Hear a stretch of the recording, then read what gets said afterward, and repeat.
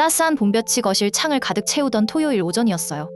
남편은 아침부터 축제에 갈 생각에 유난히 들떠 있었죠. 저를 위한 이벤트에 저보다 더 설레는 모습이 참 사랑스러웠어요. 내가 먼저 가서 자리 맡아 놓을게. 자기는 천천히 준비하고 와.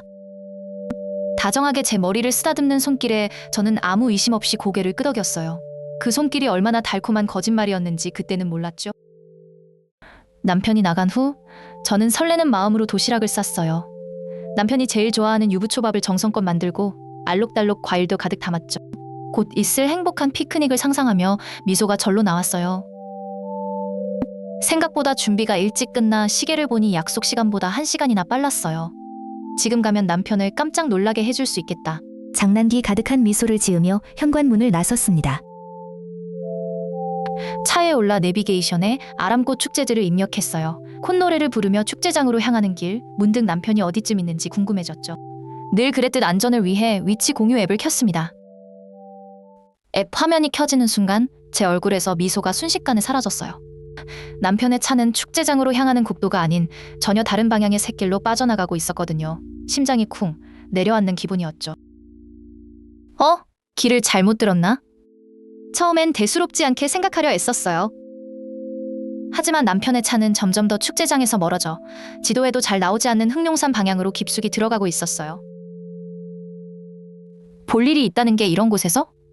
온갖 불길한 상상이 머릿속을 헤집기 시작했어요. 저는 홀린 듯이 핸들을 돌려 남편의 차를 뒤쫓기 시작했습니다. 더 이상 축제는 중요하지 않았어요. 세련된 아스팔트 도로는 곧 비포장 흙길로 바뀌었어요. 차가 덜컹거릴 때마다 불안감은 눈덩이처럼 불어났죠. 창밖으로는 인적 없는 으슥한 산의 풍경만이 펼쳐졌습니다. 한참을 더 들어가자 길의 끝으로 보이는 공터에 남편의 익숙한 SUV 차량이 서 있었어요. 그런데 그 옆에는 더 익숙한 차 한 대가 나란히 서 있었습니다. 바로 시어머니의 차였어요. 순간 머리를 한 대 맞은 듯 멍해졌습니다. 어머님이랑 같이? 여기까지 왜? 저는 차를 최대한 멀리 떨어진 곳에 세우고 숨을 죽인 채 그들이 있는 방향으로 조심스럽게 걸어갔어요. 나뭇가지에 옷이 긁히는 것도 모른 채 커다란 바위 뒤에 몸을 숨겼어요. 희미하게 들려오는 목소리. 남편과 시어머니 그리고 시누이의 목소리였죠. 대체 여기서 뭘 하고 있는 걸까요? 제 눈앞에 펼쳐진 광경은 충격 그 자체였어요. 세 사람은 봉분처럼 보이는 작은 흙무덤 앞에 서 있었습니다. 정식 묘비도 없는 누가 봐도 관리가 안 된 초라한 무덤이었죠. 시어머니는 품에서 낡고해진 작은 인형 같은 것을 꺼내 불을 붙였어요. 인형이 타들어가며 매캐한 연기가 피어오르자 알아들을 수 없는 말을 중얼거리기 시작했어요. 마치 비밀 의식처럼요. 남편과 시누이는 그 옆에서 두 손을 모은 채 고개를 숙이고 있었어요. 마치 비밀스러운 의식을 치르는 광신도들처럼 보였죠. 온몸에 피가 차갑게 식는 기분이었습니다. 이게 대체 무슨 일일까요? 지난 3년간 제가 알던 남편의 모습이 산산조각 나는 순간이었어요. 명절마다 따로 성묘를 가던 것도 모두 거짓이었던 거죠. 저는 철저히 이 가족의 비밀에서 배제되어 있었던 거예요.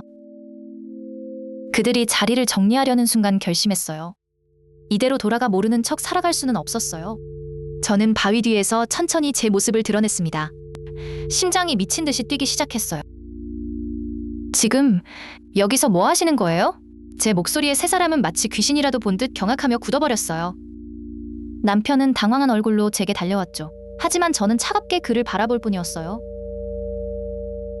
내가 묻고 있잖아요. 이게 다 뭐냐고요?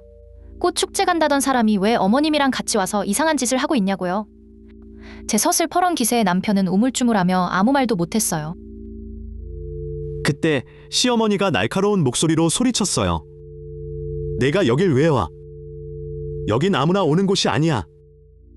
부정탁의 며느리 발을 들여놔? 부정 탄다는 말에 이성의 끈이 툭 끊어졌습니다. 어머님, 제가 뭘 잘못했나요? 가족 잃은 며느리가 남편 있는 곳에 온 게 왜 부정을 타는 일이죠? 제 반박에 시어머니는 더욱 악에 받쳐 소리쳤어요. 남편은 그저 안절부절 못할 뿐이었죠. 여긴 누구 묘예요? 저한테까지 숨겨야 할 만큼 대단한 비밀인가요? 제 질문에 침묵이 흘렀어요. 마침내 입을 연 것은 시누이였죠. 오빠의 첫 번째 형수님 될 뻔했던 분이요. 남편에게 결혼을 약속했던 여자가 사고로 죽었고 그안 때문에 새며느리를 들이면 집안 남자가 다친다는 점쟁이의 말. 그 말을 믿고 매년 이런 의식을 치러왔다는 거였어요. 기가 막혔죠. 헛웃음이 터져 나왔어요. 그럼 저는 뭔가요? 죽은 여자의 앞길을 막아낼 부적이라도 되는 존재였나요? 남편은 아내를 잠재적 불행의 씨앗 취급하는 가족과 저 사이에서 태연하게 거짓말을 해왔던 거예요. 저는 남편과 시댁 식구들을 차례로 쳐다보며 차갑게 말했어요. 잘 알겠네요. 당신들에게 저는 끝까지 이방인이었고 앞으로도 그럴 거라는 사실을요. 더 이상 미련은 없었어요. 덜컹거리는 비포장도로를 달려나오는 내내 눈물이 뺨을 타고 흘렀어요. 이건 슬픔의 눈물이 아니었어요. 지난 3년의 세월이 통째로 부정당한 것에 대한 분노와 배신감의 눈물이었죠. 집에 도착하자마자 저는 캐리어에 제 짐을 챙겨 담았어요. 꽃 축제를 위해 정성껏 쌌던 도시락은 그대로 음식물 쓰레기통에 처박아 버렸죠. 우리의 행복했던 시간도 모두 쓰레기처럼 느껴졌어요. 남편에게는 짧은 문자 한 통을 남겼어요. 더 이상 변명을 듣고 싶지도 상처받고 싶지도 않았거든요. 이것이 제가 그에게 보내는 마지막 진심이었어요. 우리의 관계는 여기서 끝이라는 선언이었죠. 그 후 몇 주간 수십 통의 전화와 문자가 왔지만 받지 않았어요. 다 저를 위한 것이었다는 변명은 제 마음을 더욱 비참하게 만들 뿐이었죠. 그들의 위선적인 사랑을 더는 믿을 수 없었어요. 저는 지금 이혼 서류를 준비하고 있어요. 거짓과 기만 위에 세워진 성은 언젠가 무너지기 마련이죠. 끔찍한 비밀이 숨겨져 있던 그 외딴 산길의 끝에서 저는 제 인생의 진짜 길을 찾을 용기를 얻었어요. 여러분이라면 어떻게 하셨을까요?